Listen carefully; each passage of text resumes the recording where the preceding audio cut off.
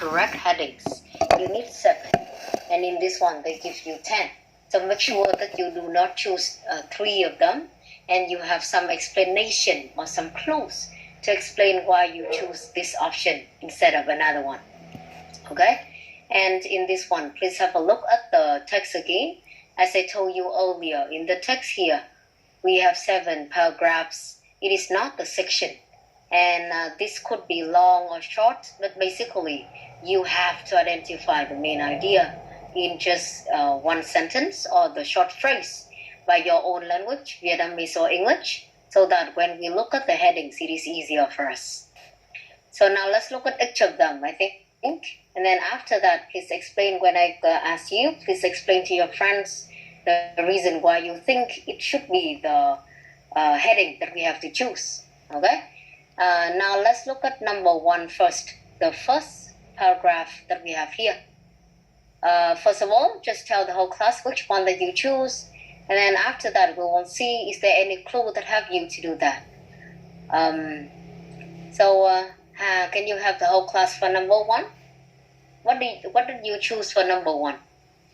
For number 1, I choose VI6.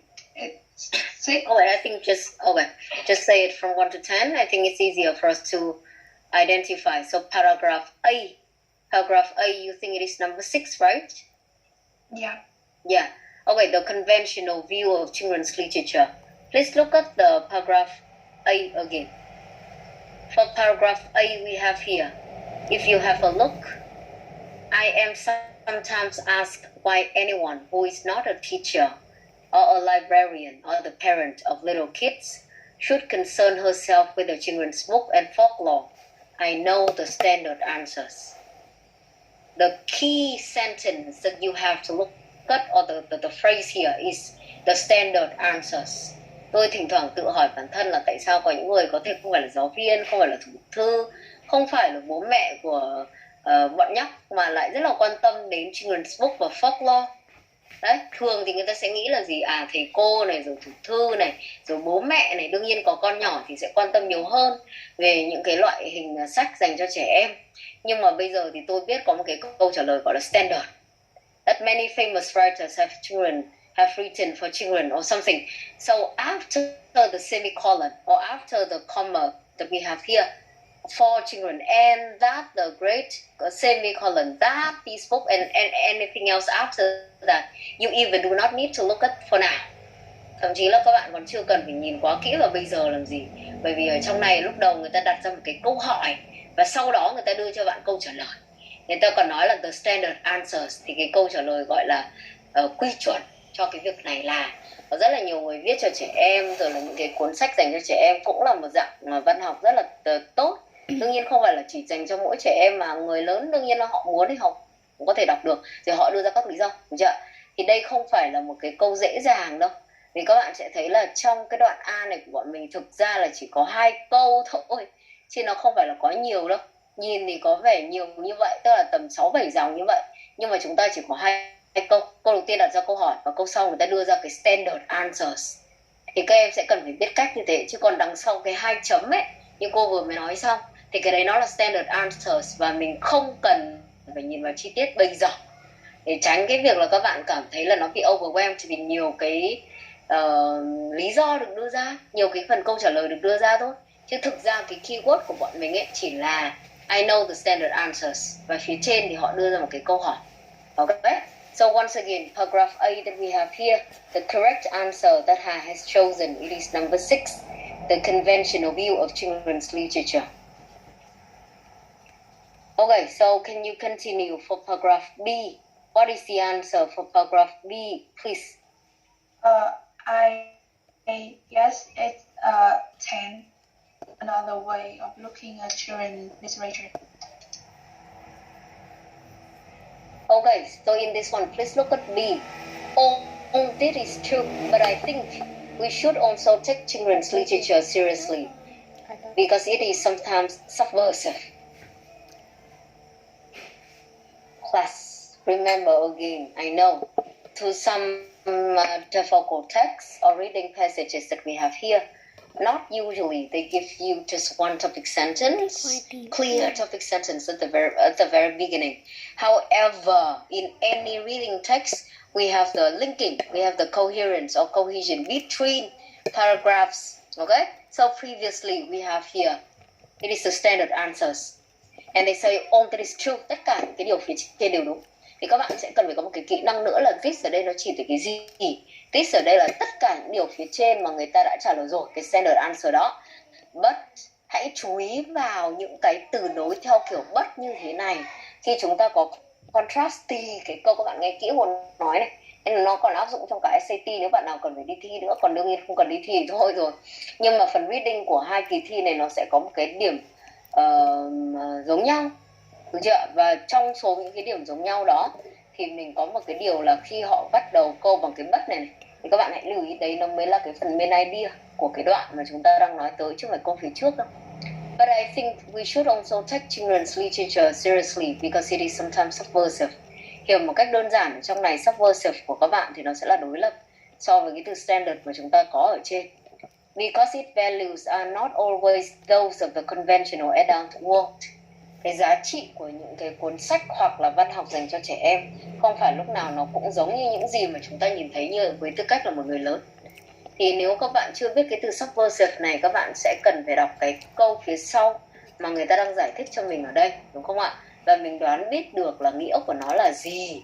Nghĩa của nó có thể là giống hay là khác so với cái từ chúng ta đang có conventional ngay phía sau. Subversive này có rất là nhiều cái synonyms, được chưa? Nó có thể là revolutionary, cái mới. Còn nếu mà trong cái hoạt động mà chỉ từ cái việc gọi là activities hoặc là behaviors thì nghĩa của nó thậm chí có thể là rebellious hoặc là troublemaking, là làm những cái mà nó khác đi, nó không giống với cái quan điểm thông thường, thì nó có cả nghĩa tốt hoặc nghĩa xấu tùy từng trường hợp, đúng chưa? Nhưng về cơ bản, bản chất của nó là không giống với cái gọi là established system, nó không giống với cái conventional view mà chúng ta đã có. Nên cái câu B này của các bạn nó rất là gắn liền với A. Những bạn nào mà đã làm đúng A rồi ấy, thì cô nghĩ là B sẽ dễ hiểu hơn cho các em. Chứ còn nếu mà A ở phía trên mà các em đã không hiểu, các em không có câu trả lời đúng ấy, thì nó rất là khó để mình có thể link được với cái phần sau là tất cả cái trên đều đúng. Nhưng bây giờ tôi nghĩ là cũng sẽ cần phải có một cái cách nhìn nhận khác đi, chứ nó không phải là lúc nào cũng giống với những cái quan điểm của chúng ta như là một người lớn, hoặc đánh giá một cái loại hình văn học với tư cách là dành cho người lớn. Okay? Of course, in a sense, much great literature is subversive, since its very existence implies that what matters is art, imagination, and truth. In what we call the real world, what usually counts is money, power, and public success. Trong cái thế giới của chúng ta ấy, thì mọi thứ mà mình thường được count, thường được value nó là money, power và public success. Còn ở phía trên của chúng ta thì thường nó lại liên quan tới dành cho trẻ em là art, imagination and truth. Okay? So the two last sentences in paragraph B may help you to explain or understand further. And then the more important one, I think that it once again lies in the second sentence, not the rest. Okay, thank you. So it is paragraph B. And now could you finish with paragraph C before I ask other friends of yours? For paragraph C, I guess it is number 3. Okay, C, you choose number 3. Class, can you look at the heading 3 again? Heading 3 we have here is the attraction of children's literature. The attraction. And once again, do not forget that the word that they may give you in the heading is a general noun, just the word attraction. However, as I told you earlier, if you still remember, they may use the adjective, the positive or the negative one, and then they may give you the reasons why people like it, okay? So once again, I don't think that it is crystal clear at the very beginning, but the correct answer has given us already. Please look at paragraph C again, one more time. The great subversive works of children's literature suggest that there are the views of human life besides those of the shopping mall and the corporation. They mock current assumptions and express the imaginative, unconventional, non-commercial view of the world in its simplest and purest form. They appeal to the... Appeal ở đây của các bạn thì nó là bằng với cả attract rồi. Nhưng các bạn hãy nhìn vào một loạt những cái cụm phía sau rất là hay này. To the imaginative, questioning, rebellious child within all of us. Imaginative, questioning, rebellious. Sau đó rồi còn renew our instinctive energy. Renew energy. And act as a force for change. Thì những cái cụm này đều rất là tốt. Không phải là mình học toàn bộ, nhưng các em hãy chú ý về những cái từ hoặc cái cách mà người ta đang sử dụng ở trong này. It is why such literature is worthy of our attention and won't endure long after more conventional tales have been forgotten. Is worthy of our attention. Được chưa? Nên có được cái sự chú ý của chúng ta, xứng đáng có được cái sự chú ý quan tâm của chúng ta. Và nó sẽ tồn tại lâu dài. Endure long after more conventional tales have been forgotten. Cái loại hình này nó sẽ tồn tại lâu dài. Sau khi cả những cái loại hình khác và loại hình truyền thống khác mà nó đã bị bỏ quên rồi thì loại này vẫn còn tồn tại bình thường. Đấy, bởi vì những cái cụm phía trên thể hiện được cái imaginative, cái unconventional, cái non-commercial view theo cái hình thức rất là simple và pure. Simplest and purest form. Được chưa? Cho nên cái đoạn C này của chúng ta các bạn cũng sẽ cần chọn cái phần đáp án mà bạn Hà vừa mới đưa ra. Xin nhắc lại một lần nữa. Đó là phần đáp án số 3, The Attraction of Children's Literature. Những cái phần từ vựng quan trọng khi mà đi với nhau thì cũng sẽ giải thích luôn. Thay vì việc là chúng ta quay lại sau để cho các em hiểu hơn tại sao mình cần phải chọn cái phần heading này thay vì heading khác. Nên những cái từ mà chúng ta cần mà hoặc các em chưa rõ thì mời các em nốt vào. Okay, now let's look at D that we have here. An interesting question is what, besides intention, makes a particular story of children's book. Một lần nữa là các em cũng đã làm bài này rồi chúng ta mới chữa. Nhưng hãy nhớ lại những cái mà phía trước chúng ta đã nói với nhau ở những đoạn ABC. Cái đoạn D này của chúng ta cũng bắt đầu với một câu hỏi. Về một cái câu hỏi được đặt ra ở đây là ngoài mục đích. Ví dụ như là các em đã có mục đích là mình sẽ viết cho đối tượng này, đối tượng trẻ em, hay là mình sẽ viết cho đối tượng người lớn rồi. Thì ngoài cái yếu tố về intention ra thì còn có yếu tố nào, đúng không ạ? Makes a particular story a children's book, mà lại làm cho một câu chuyện được xếp vào cái nhóm là dành cho trẻ em. Ok, thì ngay từ đầu cái phần câu hỏi như thế này nó cũng đã rất là rõ ràng cho cái việc là chúng ta sẽ có gì ở đoạn này, hoặc sẽ đưa cho các em một vài cái idea về việc là đoạn D này, cụ thể đoạn D này thì người ta đang bàn luận về cái gì. Và khi chúng ta nhìn vào những cái phần heading, sau khi đọc cả đoạn rồi, đương nhiên là mình cũng đọc nốt cả đoạn, nhưng sau đó thì mình cũng có thể loại trừ đi được một vài phương án. Ok, so now please Trân, can you tell the whole class what is your answer for number 4? I mean paragraph D, to make it clearer. Paragraph D là 8 ạ. Okay, class, let's look at number 8 again by yourself. I will not change the page so that you can look at paragraph D while you find the answer. Here, number 8, we have is classifying a book as children's literature. Đấy, thì cái phần D này của bọn mình thì rõ ràng người ta đang nói về việc là làm thế nào để phân loại rồi, đúng không? Nhưng phía trên thì mình có cái contrast đi. Đấy, để phân loại thì ở trong này của bọn mình có hai phương án. Một là phương án liên quan đến cái từ contrast và một cái phương án chỉ là chung chung. Thì ở đây bạn đã chọn cái phương án số 8 và cái phương án nó chung chung. Điều này là một cái phương án đúng, bởi vì ở phía dưới nếu các bạn đọc nốt thì các bạn sẽ thấy là mình không có contrast gì hết. With the exception of picture books for toddlers, these books are not necessarily shorter or simpler. Những cái tác phẩm dành cho trẻ em ấy, nó không nhất thiết là ngắn hơn, hoặc nó không nhất thiết là đơn giản hơn so với loại hình được dành cho hoặc được gọi là dành cho người lớn. And they are surely not less well written. Và chắc chắn là nó viết cũng không hề tệ hơn tí nào, thậm chí là còn phải viết tốt hơn đấy, vì dành cho trẻ em mà. Đấy, nên trong này của bọn mình không có cái contrast, mà người ta đang nói về những cái điểm mà nó lại là tương đồng nữa cơ. Không hẳn là phải ngắn hơn, không hẳn là phải đơn giản hơn, không hẳn là phải viết kiểu less well, đúng không? Vì coi là bọn trẻ con này viết less well cũng làm gì không phải. Đấy, nên trong này của bọn mình không thể chọn cái phương án là contrast được. Nếu mình thấy có cái gọi là đối với người lớn thì phải thế này, đối với trẻ em thì phải thế kia, thì lúc đấy mình mới chọn được. Thì đấy là cái cách mà các bạn có thể phân biệt một tí thôi. Trong trường hợp là nếu mình còn băn khoăn giữa hai phương án, người ta đều nói đến việc categorizing hoặc là classifying children's book.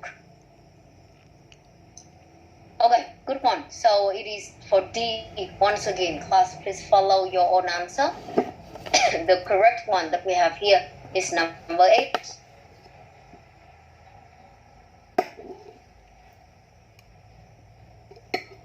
Okay, so how about E? What do you have for E?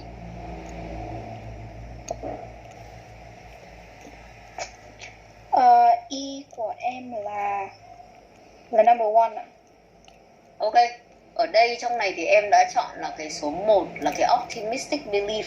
Trong này thì cô nhờ em chỉ lại một chút, ở phía trên thì chúng ta cũng đã phân tích với nhau rồi. Ở trong cái phần E này thì có những cái chi tiết nào mà em thấy là họ đang nói về cái quan điểm rất là lạc quan của những cái người viết không ạ? Thì người ta bảo là the world of childhood is simpler, more natural. Xong rồi, though they may have flaws, are essentially good or at least capable of becoming so. Xong người ta nêu một vài cái ví dụ về việc là cái đứa trẻ ở trong những cái câu chuyện cổ tích thì nó từ xấu nó trở thành tốt ấy ạ. Okay, thank you. I think that you did explain a little in this one, the important one. Các bạn sẽ nhìn vào trong này thì bạn cũng đã chỉ ra được những cái chi tiết quan trọng để thể hiện về cái việc là họ có cái quan điểm rất là lạc quan như thế nào.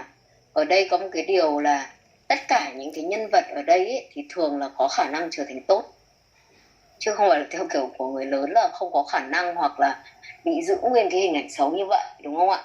Thì đấy chính là cái câu bạn đã đọc rồi. Mời các em nhìn lại ở đoạn E dòng số 3. They may have faults are essentially, and that children, though they may have faults, are essentially good or at least capable of becoming so. Tức là trong những cái cuốn sách này thì những người tác giả xây dựng hình ảnh của trẻ em đó chính là tuy chúng có lỗi nhưng chúng là tốt, hoặc bản chất của chúng là tốt, hoặc có khả năng trở nên như vậy. Thì đây là thể hiện về quan điểm của tác giả thôi. Ở phía sau thì bạn cũng đã nói rồi, tức là chúng ta có một vài cái ví dụ được đưa ra cho cái việc này, chứ không phải là chúng ta đang từ quan điểm của những người khác như là người đọc hoặc là những cái người mà đóng vai trò là phân tích chẳng hạn, thì không có. Ok, và tương tự như vậy thì các em có thể thấy là ở đoạn F cũng thế thôi.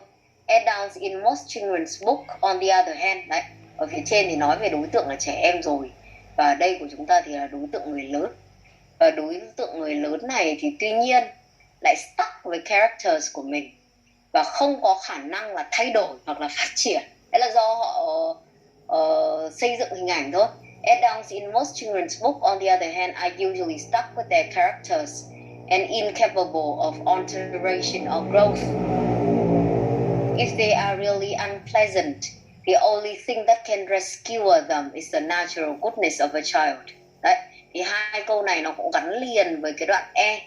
Vậy một lần nữa thì nó cũng giống như hai cái đoạn phía trên.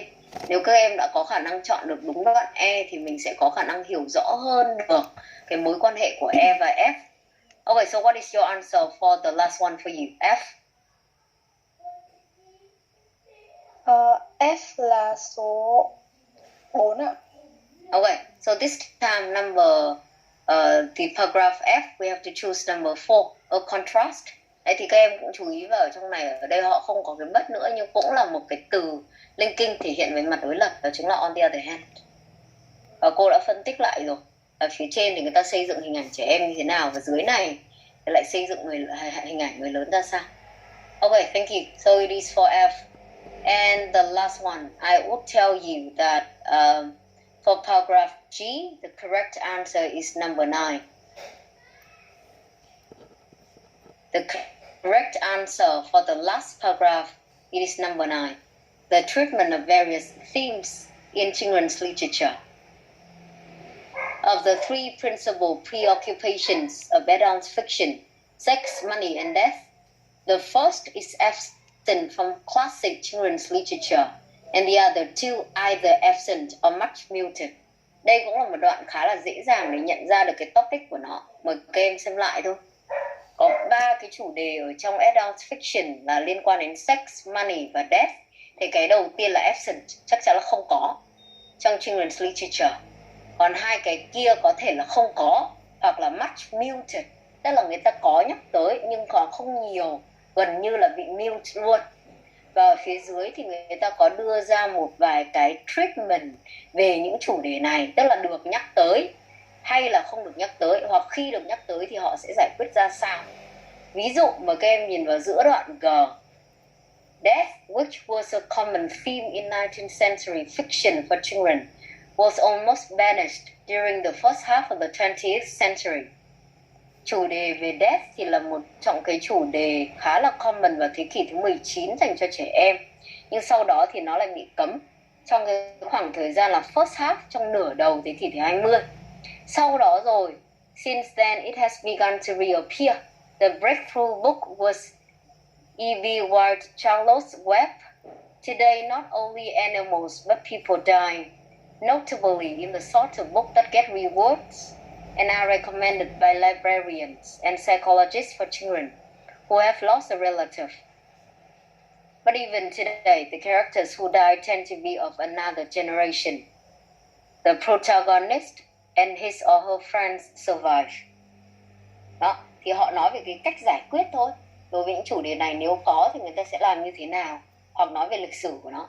Có cái giai đoạn là bị cấm, có giai đoạn thì lại được appear lại được. Rồi là cái cách mà họ đang xử lý những cái chủ đề cũng khá là nhạy cảm, rồi liên quan đến cả money nữa, thì họ sẽ làm như thế nào. Okay, so once again, please check the number of correct answers that you have here.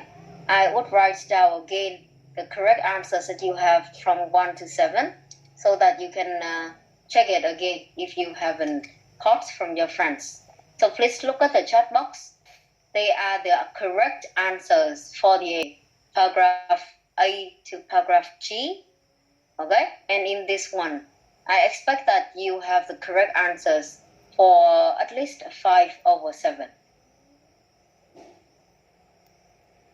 Also, in this one, you can see that the topic is about children's literature. We have a lot of wood words or adjective, and you know about the treatment for several themes, the sensitive one to children's literature.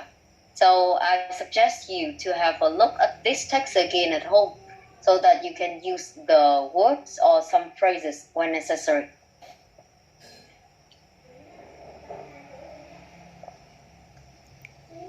Okay, now let's look at the second one. After the first one, please look at the reading number 2 that we have here. The truth about lying. The truth about lying. For this reading text, you will see that we also have paragraphs from A to F. And then they have 6 questions, not 7 anymore, 6 questions for you. That you have to choose the correct heading. And then after that, we also have some other questions, of course, because totally you have from 13 to 14. But then now in class, I just asked you to do questions number 1 to 6. Okay? Questions from 1 to 6. And then after 7 minutes, we will look at that together. The rest you will complete at home. This one, we will not have any discussion beforehand. Just try to follow the steps that we have earlier and choose the correct answer from 1 to 6, paragraph A to F.